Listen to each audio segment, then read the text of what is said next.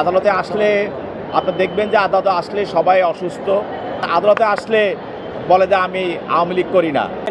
যে রিমান্ড চাইতে হলে সুনির্দিষ্ট অভিযোগ থাকতে হয়। আদালতে ফ্যাসিস্ট হাসিনার সহযোগীদের মধ্যে বিভিন্ন আওয়ামী লীগের বিভিন্ন অঙ্গ সংগঠনের অনেক নেতাকর্মী যারা বিভিন্ন মামলায় বৈষম্য ছাত্র আন্দোলনের সময় যেই ছাত্রদেরকে হত্যা করা হয়েছে, গুলি করা হয়েছে এবং তাদেরকে রাজপথে নিহত করা হয়েছে, ওইসব মামলায় তাদেরকে বিভিন্ন মামলায় গ্রেপ্তার দেখানো হয়।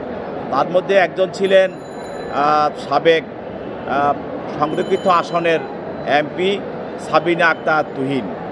তাকে শেরেবাংলা নগর একটি থানা মামলায় তাকে বিজ্ঞ আদালতে গ্রেপ্তার দেখানোর জন্য প্রার্থনা করা হয় এবং গ্রেপ্তার দেখানো হয় এবং তার বিরুদ্ধে রিমান্ড প্রার্থনা করা হয়। আপনারা জানেন যে শেরেবাংলা নগর এলাকায় গত 4/4/25 তারিখে সরকারের বিরুদ্ধে তারা সরকার বিরোধী স্লোগান দেয় এবং নাশকতামূলক কর্মকাণ্ড করার চেষ্টা করে এবং সরকারকে উৎখাত করার জন্য বিভিন্ন ধরনের স্লোগান দিয়ে রাজপথে তারা মিছিল করে এবং এই ঘটনার পূর্বে পরিকল্পনায় এবং বিভিন্ন কীভাবে এগুলি করা হবে সে বিষয়ে এই সাবিনা আক্তার তুহিন জড়িত ছিল।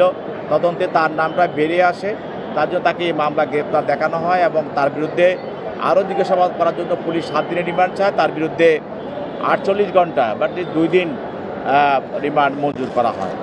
এছাড়াও আপনারা জানেন যে এই এলাকার আরেকজন আওয়ামী লীগের হাসিনার সহযোগী এবং হাসিনার অন্যতম আস্থাভাজন সে হলো শাহ আলম মুরাদ, যে এলাকায় আওয়ামী লীগ এবং যুবলীগের রাজত্ব কায়েম করেছিল।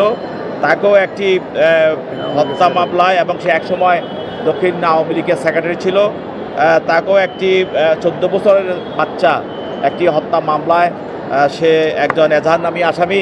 তার বিরুদ্ধে 5 দিন রিমান্ড প্রার্থনা করা হয়। বিজ্ঞ আদালত 24 ঘন্টা মানে 1 দিন রিমান্ড মঞ্জুর করেন। তুহিন এবং শাহ আলম মুরাদ তারা যখন কোর্টে আসে তখন তারা সাধারণত কোর্টে স্লোগান দেয়, দলীয় স্লোগান দেয় এবং তাদের লোকজন নিয়ে আসে, তারাও স্লোগান দেয়।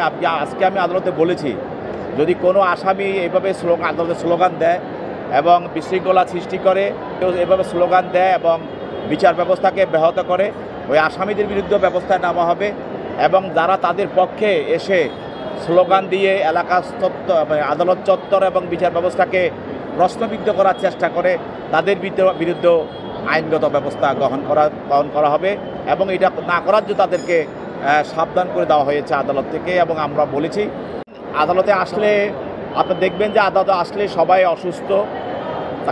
অসুস্থ, কারো কোনো শরীরের কোনো অঙ্গ নাই, ঠিক নাই। কিন্তু যখন সে ওই ফ্যাসিস্টের সময় মিছিল মিটিং করেছে, রাজপথে যখন ছাত্রদেরকে গুলি করেছে, তখন কিন্তু সে সবই ঠিক ছিল। আদালতে আসলে অসুস্থ হয়ে যায়। আর আদালতে আসলে বলে যে আমি আওয়ামী লীগ করি না। যেমন কামাল মজুমদার বলছে যে আমি তো আওয়ামী লীগ করি না, হাবিব আউয়াল বলছে যে নির্বাচন তো হয় নাই, প্রশাসনের নির্বাচন। কিন্তু যখন তারা দায়িত্বে ছিল বা যখন তারা ফ্যাসিস্টের সঙ্গে কাজ করেছে, তখন তো তারা ঠিকই রাজপথে আন্দোলন সংগ্রাম করেছে, আমি আওয়ামী লীগ বলে দাবি করেছে, মিছিল মিটিং করেছে এবং সব কিছু করেছে। আদালতে অনুকম্পা পাওয়ার জন্য তারা আদালতে এসে এই ধরনের মিথ্যাচার করে এবং একটু চালাকির আশ্রয় গ্রহণ করে। কিন্তু যে রিমান্ড চাইতে হলে সুনির্দিষ্ট অভিযোগ থাকতে হয়। এই সুনির্দিষ্ট কারণ ছাড়া কোনো রিমান্ড হতে পারে না। নির্দিষ্ট 3টি কারণের একটি কারণও আয়ুষা বিজ্ঞ আদালতে দাখিল করতে পারেন নাই।